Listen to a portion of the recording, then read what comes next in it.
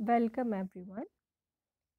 अभी हम बात करेंगे आज इलेक्टोरल रिफॉर्म्स की। Electoral reforms, the word electoral means related with election. तो इलेक्शन में कैसे रिफॉर्म्स लाएं, कैसे उसमें चेंजेस लाएं, एज इन कोई भी इलेक्शन प्रोसेस जो है वो किसी भी देश का, किसी भी डेमोक्रेटिक कंट्रीज का विदाउट फ्लॉज और लिमिटेशन नहीं है। हर एक में कोई ना कोई खामी है, कोई भी सिस्टम परफेक्ट नहीं है। एडल्ट सफरेज सिस्टम जो है वो सबने, सारी डेमोक्रेसीज ने एक्सेप्ट कर लिया है। एडल्ट सफरेज इज सेम, जो जिसको हम यूनिवर्सल एडल्ट फ्रेंचाइज बोलते हैं, मतलब सभी एडल्ट को राइट टू वोट मिलना, उसी को एडल्ट सफरेज भी बोला जाता है। सेम टर्म्स हैं। अब हमने जैसे ही प्रोग्रेस की हमारी डेमोक्रेसीज, वहाँ पे एडल्ट सफरेज को एक्सेप्ट कर लिया, we have accepted. Then freedom to contest election, कोई भी बिना किसी डिस्क्रिमिनेशन के इलेक्शन में कंटेस्ट कर सकता है। And establish an independent election commission, एक इंडिपेंडेंट इलेक्शन कमीशन हो डेमोक्रेसी में, ये चीज़ भी हर एक डेमोक्रेसी ने लगभग एक्सेप्ट कर ली है। और इंडिया ने भी हमेशा कोशिश की है, क्योंकि यहाँ पे भी इंडिपेंडेंट इलेक्शन कमीशन है, तो हमेशा यहाँ पे रहा है कि इलेक्शन जितना फ्री एंड फेयर हो सके उतना किया जा सके। लेकिन बहुत से सजेशन पिछले कई सालों से आए हैं कि इस कमीशन में कुछ रिफॉर्म्स लाई जाएं, उनमें कुछ चेंजेस लाई जाएं। ठीक है, बहुत सी पार्टीज ने, बहुत से लोगों ने ये सजेशन दी है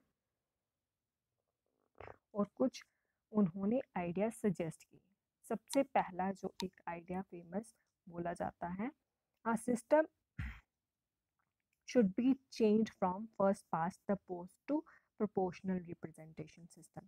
कि हमारा सिस्टम जो है first past the post system की बजाय प्रोपोर्शनल रिप्रेजेंटेशन जैसा हो जाना चाहिए, ताकि सारे जो ग्रुप्स को शेयर मिले।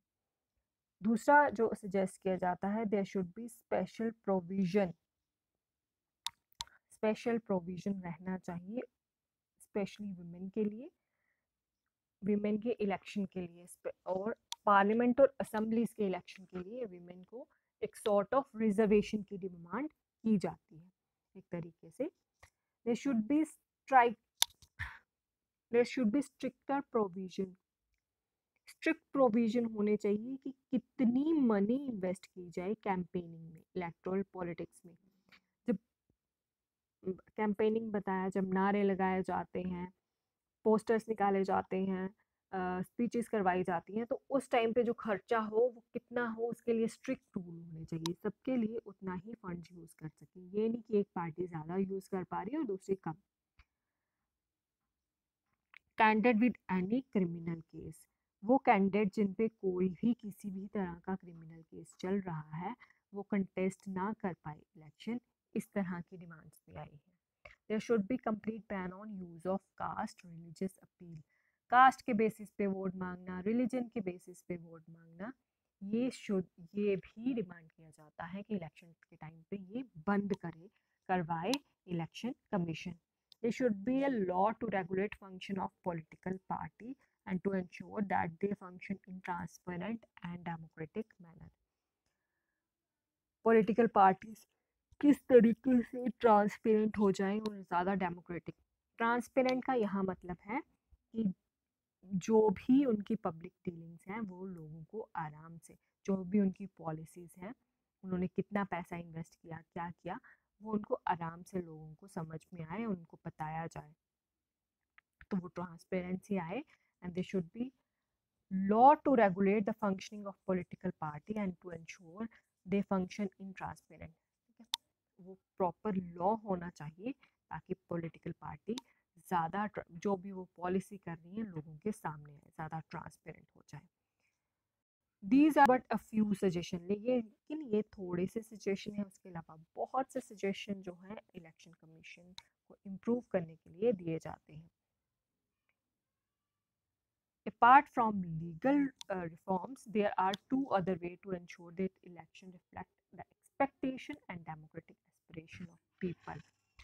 One is of course that people themselves have to more vigilant. तो इन सारी रिफॉर्म्स, इन सारी डिमांड्स के अलावा कुछ और लोगों की कुछ और तरीके से भी इलेक्शन कमीशन जो है वो ट्रांसपेरेंट हो सकता है। सबसे पहले जो सिटीजन हैं, लोग हैं, अगर वो खुद इतने जागरूक हैं, विजिलेंट हैं और खुद गवर्नमेंट की गलतियों पे बोलने वाले हैं, मोर एक्टिव, ज़्यादा एक्टिव हैं पॉलिटिक्स को लेके, तो ट्रांसपेरेंसी आराम से आ सकती है। देन अगर ज़्यादा वो एक्टिवली पॉलिटिकल एक्टिविटीज़ में पार्टिसिपेट करें, इन लोगों को पॉलिटिकल चीज़ों में के बारे में अवेयर हो, खुद अपने लिए रूल्स जो हैं किस तरीके से हो, वैसे उस पर डिस्कशंस वगैरह हो, अपने व्यू पॉइंट दे, तो उस तरीके से भी ट्रांसपेरेंसी लाई जा सकती है। इलेक्शन कमीशन में इंडिपेंडेंस एंड ट्रांसपेरेंसी लाई जा सकती है। But there are limit to the extent which ordinary people can change. हाँ, लेकिन ऑर्डिनरी लोग कितना चेंज कर सकते हैं उसमें भी लिमिटेशन है। वो हर चीज़ एकदम से चेंज नहीं कर सकते। इसलिए बहुत ज़रूरी है कि ऐसे पॉलिटिकल इंस्टीट्यूशंस हो, ऐसे ऑर्गेनाइजेशंस हो जो कि इस तरीके से काम करे कि वो एक वॉच डॉग के जैसे, ठीक है, एकदम से पूरी गवर्नमेंट की एक्टिविटी पे नज़र रखे, ताकि गवर्नमेंट हो या कोई और पॉलिटिकल पार्टी हो उस पर नज़र रखें, ताकि लोगों को सच्चाई का पता चल सके और वो वाइजली अपने डिसीजन जो है अपनी पार्टी और गवर्नमेंट बनाने के लिए यूज कर सके। So at end we can conclude कि कंट्रीज जहाँ पे रिप्रेजेंटेटिव डेमोक्रेसी है, मतलब इनडायरेक्ट डेमोक्रेसी है, वहाँ पे इलेक्शन जो है वो बहुत ही ज़्यादा ज़रूरी है, क्योंकि उन्हीं इलेक्शन के ज़रिए वो लीडर चुने जाएंगे जो लोगों के लिए काम करेंगे, उनकी भलाई के लिए, वेलफेयर के लिए काम करेंगे। हमारा जो इलेक्शन कमीशन है उसने अलो किया है कि गवर्नमेंट जो है उसको आराम से स्टेट और नेशनल लेवल से चेंज किया जा सके, सिर्फ इलेक्शन के ज़रिए। उसके लिए कोई और युद्ध नहीं करना पड़ेगा, बस इलेक्शन के ज़रिए, वो भी लोगों की मर्जी से गवर्नमेंट को चेंज किया जा सके। दूसरा, लोग जो हैं वो हमेशा इंटरेस्ट ले, ये बहुत ज़रूरी है किसी भी रिप्रेजेंटेटिव डेमोक्रेसी के लिए। थर्ड, गवर्नमेंट जो गवर्नमेंट बनाने के लिए जो इलेक्शन सिस्टम है वो बहुत ही अकोमोडेटिव होना चाहिए, इंक्लूसिव होना चाहिए, उनमें उसमें कुछ डिस्क्रिमिनेशन नहीं होनी चाहिए। सोशल कंपोजिशन जो है हमारा सोसाइटी का वो चेंज हुआ है, तो उसी हिसाब से विमेन जो है उनकी जो सोशल स्ट्रक्चर तो चेंज हुआ है, लेकिन विमेन की पार्टिसिपेशन जो है वो नहीं बढ़ी है पॉलिटिक्स में। तो उसके लिए कुछ होना चाहिए, कुछ फैक्टर्स, ताकि कुछ ऐसी चीज़ें ताकि विमेन जो है ज़्यादा से ज़्यादा इस फील्ड में आ सकें। Fourthly, election outcome in most part of country does not reflect electoral malpractices and rigging.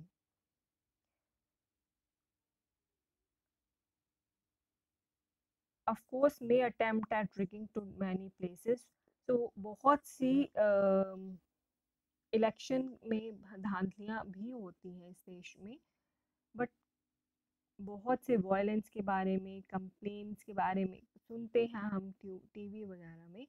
उस चीज़ को किसी तरीके से ख़त्म किया जाए, ये करना बहुत ज़रूरी है। फाइनली इलेक्शन जो है वो बहुत इम्पॉर्टेंट हिस्सा है डेमोक्रेसी का, इसके बिना डेमोक्रेसी एग्जिस्ट नहीं कर सकती।